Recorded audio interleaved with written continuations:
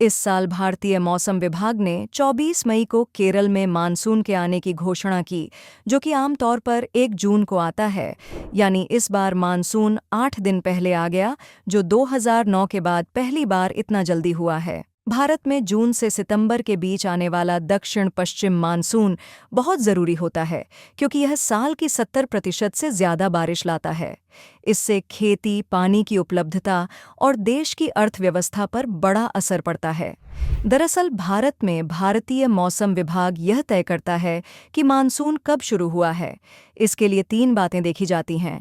केरल और आसपास के इलाकों में 14 जगहों में से कम 60% जगहों पर 2 दिन तक लगातार 2.5 मिलीमीटर या उससे ज्यादा बारिश होनी चाहिए। दूसरी बात, पश्चिम से चलने वाली हवाएं सही ऊंचाई तक और तेज गति से बहनी चाहिए।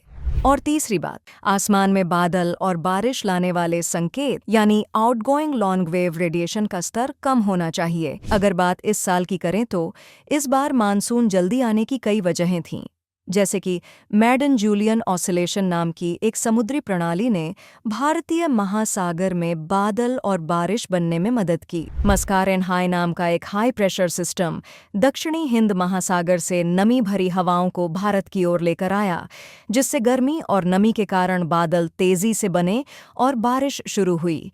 सोमाली जेट नाम की तेज हवाओं ने भारत तक मानसूनी हवाएं जल्दी पहुंचा दीं, जिसे पाकिस्तान और उत्तर पश्चिम भारत में बने गर्म इलाकों ने नमी को अपनी तरफ खींचा। साथ ही अरब सागर से बंगाल की खाड़ी तक बने दबाव के क्षेत्र ने बारिश को और बढ़ावा दिया। इन सब वजहों से मानसून जल्दी और मजबूत तरीके से भारत में पहुंच गया। आपको बता दें कि इस जल्दी बारिश से कुछ फायदे और कुछ नुकसान हो सकते हैं। किसानों को फायदा मिलेगा, क्योंकि खरीफ फसलों जैसे धान और दालों की जल्दी बुवाई शुरू हो सकेगी, जिससे फसल चक्र का बेहतर पालन हो सकेगा। साथ ही तमिलनाडु और कर्नाटक जैसे राज्यों में जलाशय जल्दी भर सकते हैं।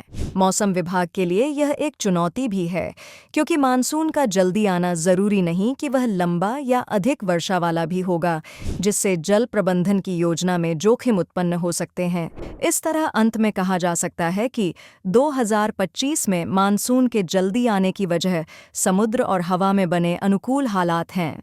इससे खेती और पानी के मामले में राहत मिल सकती है, लेकिन शहरों और प्रशासन को तैयार रहना होगा ताकि आगे कोई नुकसान न हो।